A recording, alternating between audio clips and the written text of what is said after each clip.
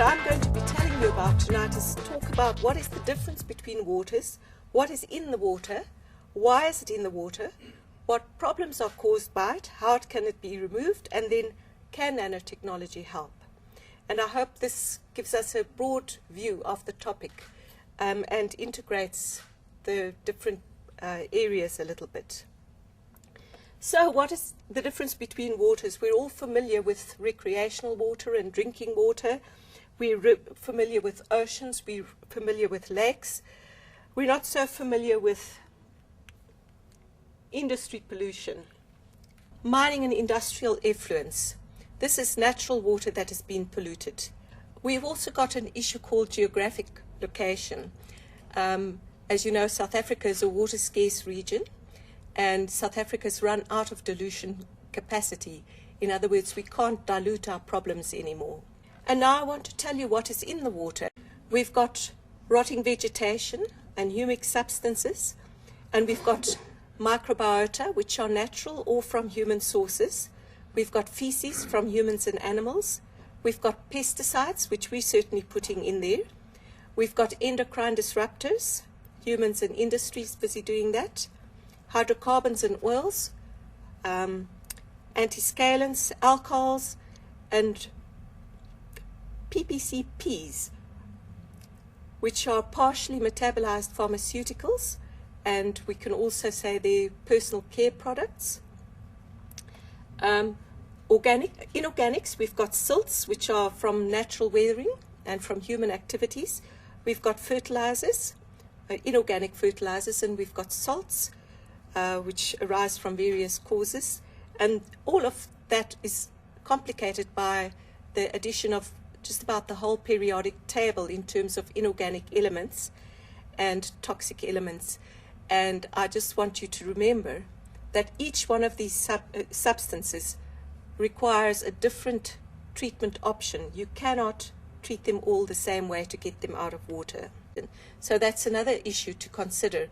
As if you set up a treatment technology, often the treatment technology has a particular window in which it can operate. And if you have these large fluxes in the amounts of elements, you end up with a problem. Just to also put it out there that there's a chemical evolution of groundwater. As you know, we've got very pure water in the clouds with a neutral pH. And as rain, it comes into contact with the CO2, which we're busy happily pumping out into the atmosphere, and which forms carbonic acid, reducing the pH to around about 5.7. And when it combines with SOx and NOx, the pH goes down even further. And the SOx and NOx is caused by, for instance, our cars, the exhaust gases from our cars, and from our power stations and various other industrial processes, so that you can see that our activities are actually very strongly affecting the quality of the rain that we actually receive onto our ground, and that is affecting the chemistry in the ground. And it becomes saturated with various gases, and the rain becomes corrosive. And it can change the chemical content of soils and organic matter and minerals at this condition. So nature is being irrevocably damaged, and we're messing up a very finite resource. We only have a finite amount of water in South Africa. So the impacts of mining, coal washing, mine discards, circumneutral mine water, and the big problem, acid mine drainage. Now, I want to stop at this slide a little bit for you to understand how we're actually forming that acid mine drainage. When you dig a hole into a geological formation that contains pyrite, which is FeS, you're actually introducing oxygen and water into that environment, and that starts a reaction. And that reaction actually causes the production of sulfuric acid, and the sulfuric acid eats away at the rocks and releases the constituents of that rock into the water. And this whole process is accelerated by microorganisms that get into that environment. Now, if you hadn't dug that hole, the oxygen wouldn't have got in there, and probably not so much water either. I suppose in a way we need to look at where these acidic waters are being formed, because it's not just in Johannesburg. We have gold mining, coal mining in various regions around Gauteng province, as you know. And if you have a look at the type of quantities we're making it a day and the type of salt loads in those waters per annum, this is scary stuff. In other words, the problem is huge, and it's a very costly problem to solve. And the idea can be given here: 240 Olympic pools per day of this water is being created.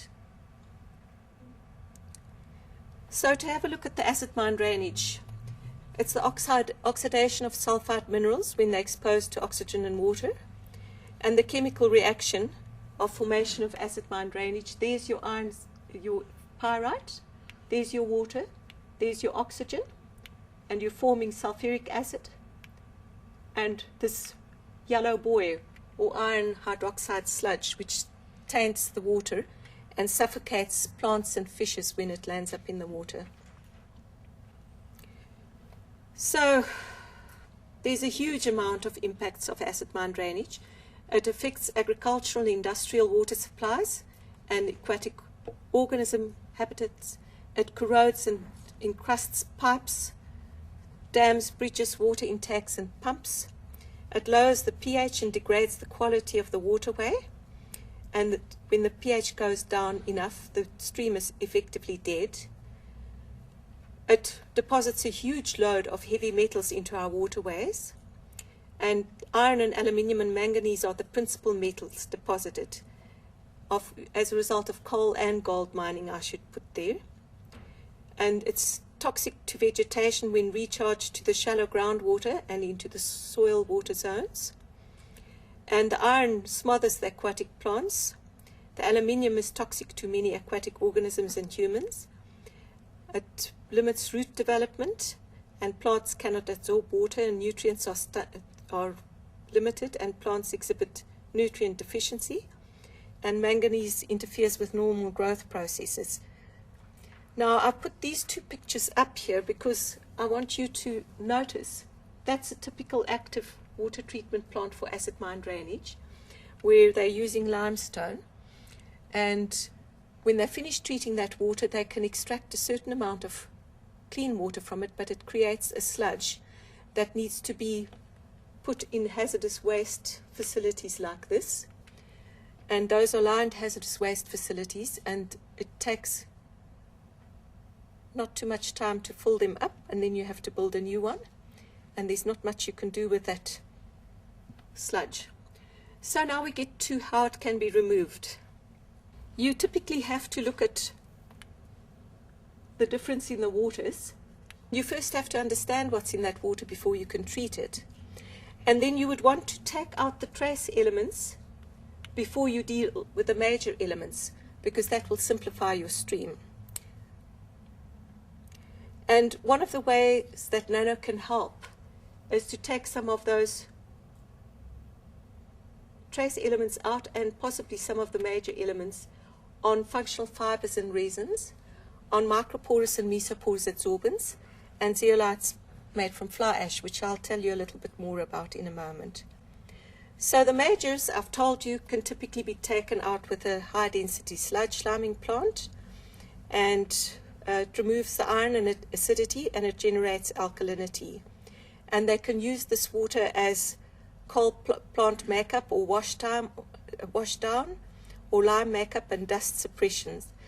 We've proposed a different option where we basically are suggesting that we can use fly ash, which is the fine powder residue that remains after coal combustion, and we're making something like 40 million tons of it per annum, and that's going to go up with the new power stations. So we're building mountains of fly ash up in Mpumalanga, and we've actually produced a process whereby we mix the acid mine drainage and the fly ash, and we end up with a much cleaner water. Take the pH up and drop out the sulfates and many of the toxic elements. And that residue is also much easier to handle because it separates much faster than the liming process. So you don't end up with a dilute sludge, you end up with a concentrated residue. And we've done research which shows that this residue can be used to backfill the mines. And because you're using such a large bulk material, you end up with enough residue to fill these huge voids that we've created.